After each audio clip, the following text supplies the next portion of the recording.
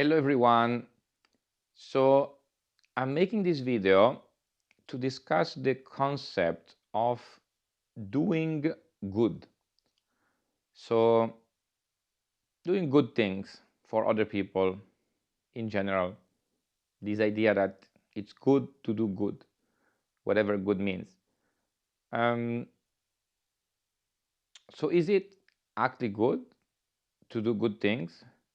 Well, it really depends what the motivation is. So let's look at a few examples just to approach the problem. So imagine, for example, that your motivation, your intention is to hurt someone, and you are going to do something to hurt them, but turn out that it's good for them. So let's say, again, let's see if I can come with an example, but you want to hurt someone, so you steal, I don't know, their chocolate. And well, you steal, I don't know, some candy or whatever. And then later they realize they are diabetic. It's really a stupid example, yeah, but it's the idea that you may be wanting to do something bad to someone, but it turned out to have a good effect. Now it can be probably much more complicated. It can be, let's say, I don't know, you steal someone keys, you steal someone computer, and so they miss their flight, but then the plane would have crashed. So you save their life by stealing their computer, assuming that by stealing their computer it delays their flight. Or it could be the opposite. You may have very good intentions. So let's say you think that someone may benefit from something. Let's say you want to give them the holiday of their lives. You offer them this amazing holiday and the plane crashed and they die. So did you do good? Did you do bad? What matters? Is it the result? Is it the motivation? So is it better to have good intention and then the outcome is bad? Or is it better to have bad intentions and the outcome is good? Does the intention matter? Does the outcome matter? Does anything matter? Or maybe everything matters. So what is it? Well, we have to do a step back. Now that we start to understand that the problem is not so simple, it's not so obvious what doing good means. Because we have at least two components, the intention and the outcome. And they don't necessarily match. There can be situations where, again, you have good intention. I mean, there can be good intention, good outcome, good intention, bad outcome, bad intention, good outcome, bad intention, bad outcome. I mean, bad outcome means that you actually manage to do something bad. You have an evil intention and you hurt the person. So we have the four, it's like a quadrant, we have four combinations. So the question is, but how do we judge if it's a good action or not? But the question is also, why should we judge if it's a good action or not? I mean, does it actually matter if it's a good action or not? It may very well not matter, or it may matter. So let's look in general at the motivation. So why certain people do good things or bad things? But it's easier to start with good things. So certain people will do good things mostly because they tell themselves a story. So the real motivation for the action is the story. So for example, they want to create an identity, a story identity, that they are a good person. So they will do certain good actions, let's say, to validate the idea that they are a good person. Or maybe they want to be a good person, so again, they want to tell themselves the story that they are a good person. Or maybe the story is that they should be a good person. Or maybe the story is that God is going to reward them if they are a good person. Or maybe the story is that it's important to be a good person. Most of the time, the motivation is just a story. And I will say there is kind of a simple test to find out if the motivation for an action you want to do is a story. It's basically if you can put it in words, if you can verbalize the motivation, to some extent there is a good chance that it's a story. So you're really doing it for the story. You're not doing it because you like it. You're not doing it because it makes you happy. You are doing it for a story. So you're kind of a slave to your story. You're working for the story. So again, you can have different stories. So one, you have a story that says that you are a good person. Another one is a story that you should be a good person. Another one is that it's good to be a good person because you get some kind of reward or whatever. In general, you probably have stories about the idea of being a good person, doing good actions, doing stuff for others. And you tell yourself that story, and you like to tell yourself that story. It's a story that gives you pleasure. You attach that story to your identity, and you then do specific things to keep validating that story. And if someone say you're not a good person, then you say, oh my God, you feel attacked. You maybe have to do even more stuff to prove that you are a good person, to defend your story. You have to fight for your story. You have to keep proving your story to yourself and to others. So then, what does that mean? That one should never do good things? Well, actually, I think the answer is yes, but there is an important detail. The detail is that the mistake in the previous sentence is the word should. There is no should. It's not that someone should do something. In some way, people are going to do. So if you have stories, so basically at the end of the day, people are always going to do whatever they feel like doing. We are always going to do what we prefer. So we are going to follow our preference.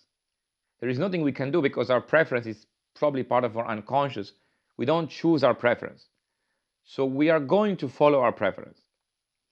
But the question is that this preference may be distorted by stories or not. So it can be, let's say, a direct preference or an indirect preference.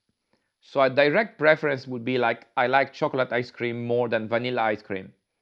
There is no story in there. I just like the taste of chocolate more than the taste of vanilla. So given the choice, I will choose chocolate. That's a preference. But if I have stories like, for example, I don't know, like chocolate is evil and vanilla is good, or the opposite, then it may change my preference because my preference will be, it's like here we have the story, and so the preference is like here, instead of going straight, the preference gets distorted by the story. So maybe my pure direct preference without any story is to prefer chocolate. But because I believe that there is something wrong with chocolate and there is something amazing with vanilla, then I may end up preferring vanilla. But it's not a real preference. It's not anymore a direct preference. It's an indirect preference. I prefer vanilla, so without stories, I will prefer chocolate. But with the story, I end up preferring vanilla. So maybe someone would rather prefer to just mind his own business and, I don't know, eat great food and sleep a lot and travel the world and buy a Ferrari. Maybe that would be his direct preference. Maybe. But then he builds up a story in his mind that he's a good person, it's important to help others, blah, blah, blah, blah, blah.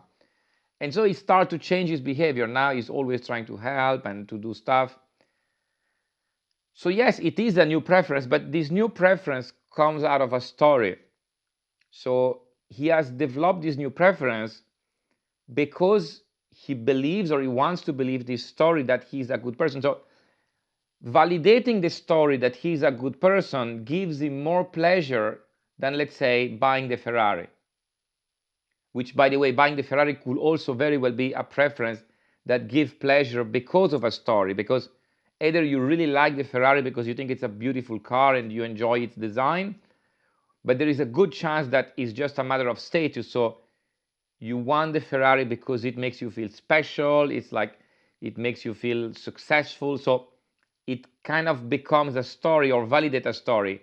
Oh, I have a Ferrari because I'm successful. So you want to tell yourself a story that you're successful, and the Ferrari validates it. So in some way, everything could potentially be feeding or validating a story, whatever it is.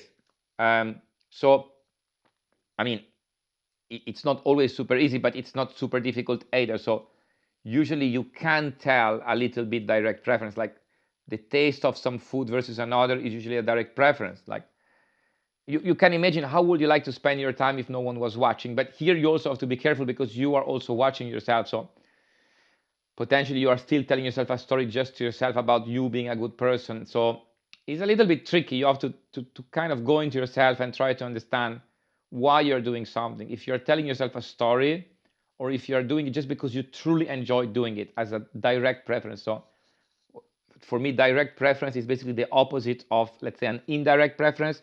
So an indirect preference is a preference because of a story, whereas a direct preference is a preference without the story. So a simple, I mean, let's say if you like to take hot baths, a hot bath, that's most likely a direct preference. You like the warmth of the water.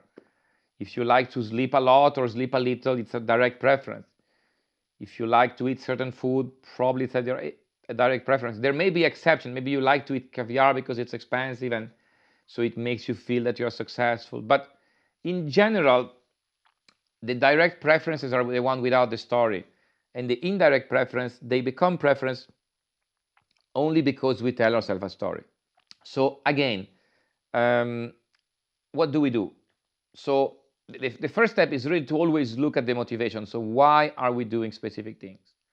What is the story behind it? And we have to try to check. And if we don't find a story, maybe there isn't a story. It's not so easy. I mean, if you find a story, clearly there was a story.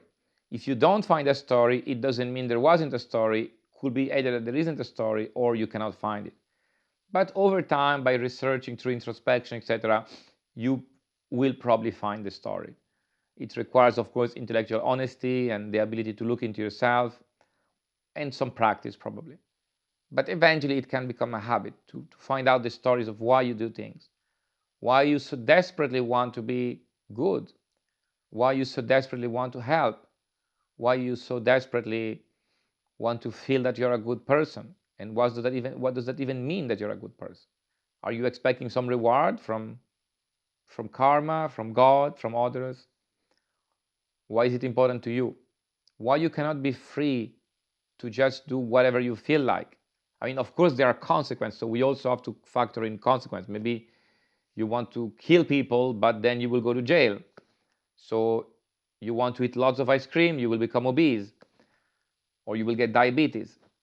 So it's complicated. So of course, there are also the consequences. There is the preference, there are the stories, but there are also the consequence. So of course, it's perfectly reasonable not to do certain things you want to do because of the consequences, or to do certain things you want to do because of the consequences, or to do certain things just because you like to do them, or not do them because you don't like to do them. But then there are also the stories. The stories are the extra layer that we create, which distorts everything. So now we help others just because we want to feel a good person. We want to build a story. We get attached to the identity of being a good person, and we have to do whatever we can to validate and defend this idea that we are a good person. So is that a good motivation?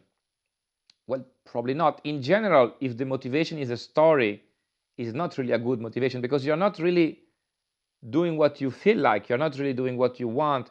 You're not really being yourself. You're just defending, fighting for, or going after a story. It's all about the story. So if you're only helping people because you want to tell yourself or you want others to tell you that you're a good person, you're really doing it only for the story. There is nothing great in what you're doing, and why should there be anything great anyway? If you're seeking to do great things, it's probably only because you want to tell yourself a story that either you are great or you want other people to validate your story that you're great. Why should you do great things anyway? And what are great things anyway? So then, is there a way to do good things without stories? Well, yes. And I will explain it first. And so if you feel like it, if it's a direct preference, if it just gives you enjoyment to do something good, and there is not because of a story, not because you think you're a good person or doing that thing validates the story that you're a good person, but you just like the idea. It's just makes you feel good, because at the end everything is selfish in some way, that because everything we do is selfish. The question is if it's distorted or if it's not distorted. So if we truly enjoy to help people and it gives us enjoyment, it is selfish, because we do it because it gives us enjoyment. And if we do it for the story, it is also selfish. So it's like, if we do good things to other people because we want to tell ourselves a story that we are great people, we are good, we are amazing, we are generous, whatever, we are also doing it for a selfish reason, because it makes us feel good. The question is, are we doing something that makes us directly feel good? So it's always selfish. The question is, are we doing this selfish act of generosity because it genuinely makes us feel good directly, or it only makes us feel good because of a story? Because if we keep doing those acts that only make us feel good because of the story, we are reinforcing the story. We are making the story stronger. Whereas we want to understand that the story is just a belief that we can drop so we can see reality more clearly. We remove the conditioning that make us believe that we should be a good person, we have to be a good person, we must be a good person, it's important to be a good person. We drop that conditioning. But we first have to stop feeding this conditioning. So if the reason we are doing good things is only because we want to tell ourselves a story that it's important, that it's good, that this makes us a good person, blah, blah, blah, blah, it's better to stop and look inside ourselves how we build that story. Why do we have this story? And then drop the story. Now, once the story is dropped, we can observe how we actually feel about things directly. So how do we feel about helping someone? How do we feel about hurting someone? How do we feel about doing nothing at all? What do we prefer? And it could very well be that we discover that we truly enjoy helping other people. So now we can continue doing it, but for the right reason, because it gives us direct enjoyment, not because we built a story around it. And if we realize that we don't feel any pleasure in helping others, then it's probably better to stop. Because why should we force ourselves to do something just because of a story? So the first step is always to drop the story. It's not very interesting to do something just to feed the story. It's not going to bring anything good to you. So the first step is always to drop the story and then to see how you actually feel. Now, in general, through an introspective process, so by looking into yourself, by understanding your feeling and emotion, etc., you are kind of you're going to start to increase. I'm not sure exactly what is the right word, but it can be, we could call it like self-awareness, but not as some sort of mystical separate thing. So self-awareness, like just be aware of yourself, be aware of your motivation. So when you do something, you become more aware of why you do something. Or when you do something, you become more aware of the implications of these things you're doing, or the consequences, like the implications, etc., etc. So it's both before and after. So there is the action, and let's say being more self-aware will mean understanding better the motivations for why you do the action, but also the implications of the action. It's really like a growing process. Just like the children is less aware of his motivations and is less aware of the implication of his actions. That's why he's a child. And the adult is usually more aware of the implications of his actions and also of the motivation of his actions. So children not aware of motivation and implication, adult aware of motivation and implication. But it's not black and white, children, adult. It's an ongoing process. As we mature, as we get wiser, as we understand ourselves better, we will, and if we practice introspection and we get used to look inside ourselves, we will understand better our motivation and the implication of. So for every action we want to take, we will understand better the motivation and the implication. And as we do this, So we may immediately just feel enjoyment, just feel good by helping someone else without the need for a story, just because it feels good. We just like it.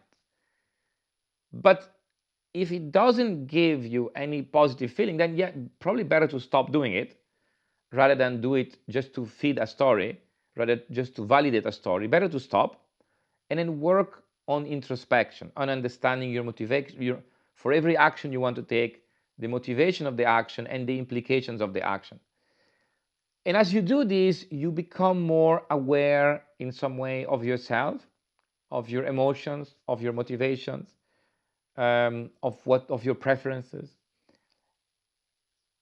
I think another word we can use is cognizance, to become more cognizant, to kind of be more aware, to be more understanding, to be wiser.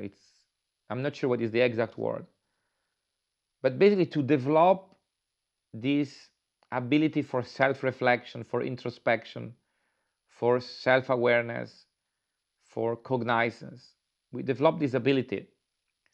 And it's possible that by developing this ability, maybe we will be able to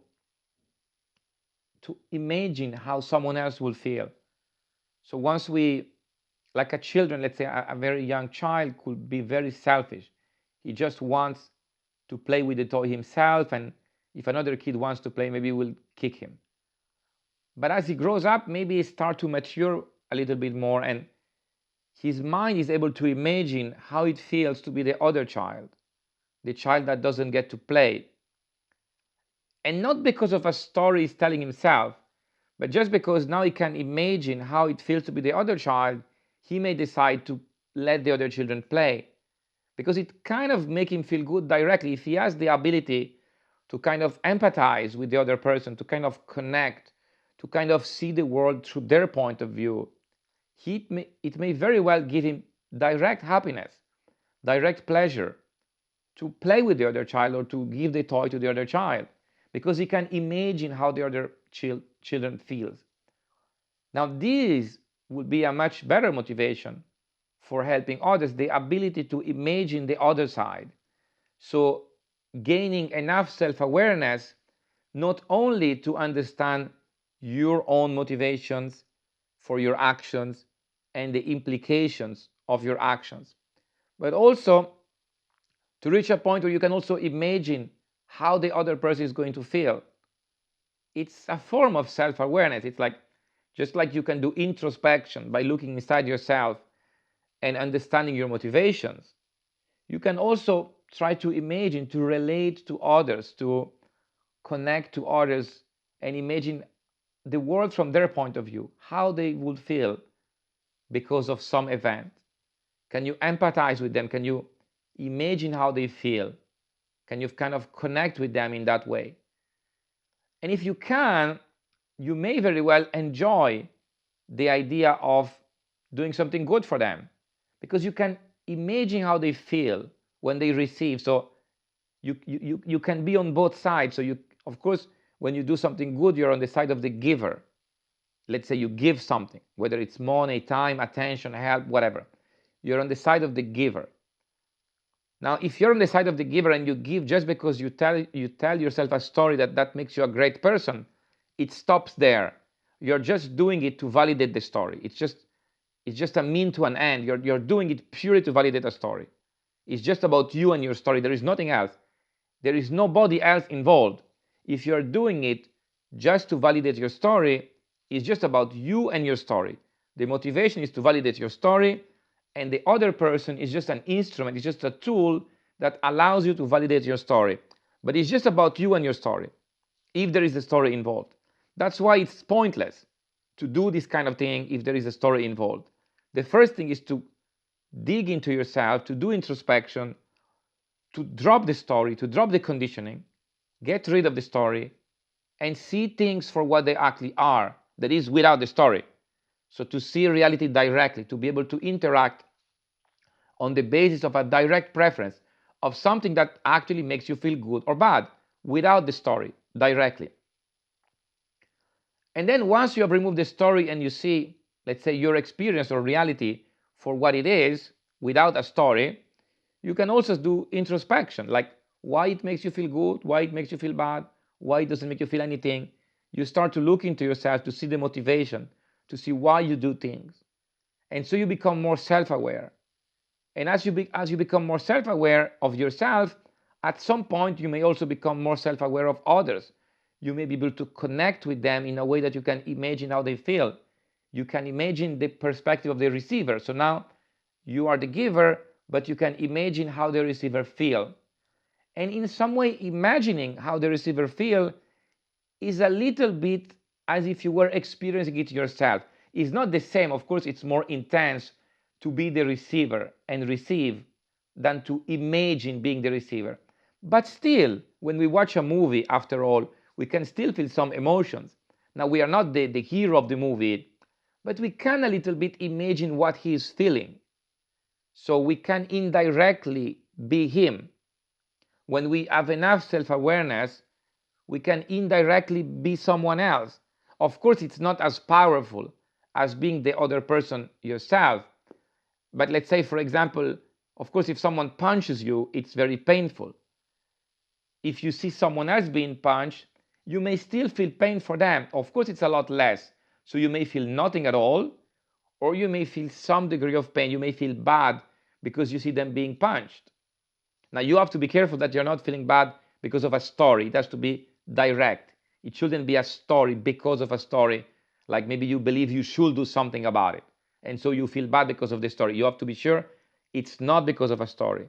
But if you're able to be aware, to kind of connect with the other person and feel bad because you feel the punch almost as if you feel the punch yourself, of course with a lower intensity, but still you kind of can imagine what it feels like to receive the punch, then you are connecting to that person. So now, by giving something to this person, you can imagine yourself being on the other side.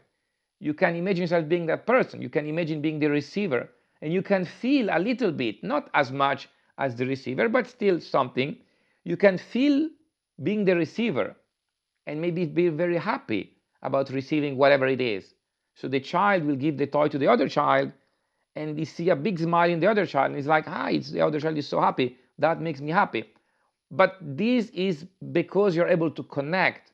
So these only work because you are able to empathize, that you're able to connect with the other person.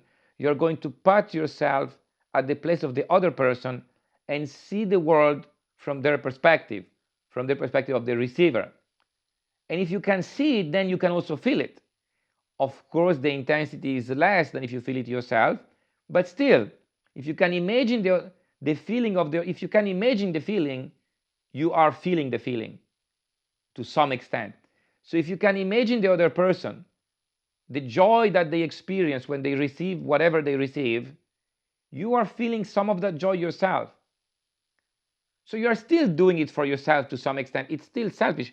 But of course it has to be selfish, because how could it be otherwise? You're doing it because it makes you feel good. But it makes you feel good without a story. So it's more real. There is not a story in between that has to act as a filter to give it some meaning. It's not just about you. I mean, yes, you are still doing it because it makes you feel good. But why not? What's wrong with that? The thing is, you're not doing it, it's not just between you and your story, where you're doing it because you want to validate your story. So the other person is just a tool, is just an instrument to validate your story. So it's just between you and your story. You're trying to do whatever you can to validate your story because your story makes you feel good.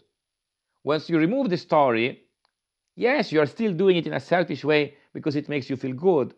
But now you're really connecting with the other person. So you have developed enough self-awareness to kind of imagine how the other person is feeling. And by imagining how the other person is feeling, you're feeling a little bit what they're feeling. And by feeling a little bit what they're feeling, if you do something good for them, you can feel it yourself. You can feel the same feeling that the person is receiving feels, and that makes you feel good. And so now you do it just because it makes you feel good. So now I will say this will be the right motivation. There is no story. You just do it because it makes you feel good.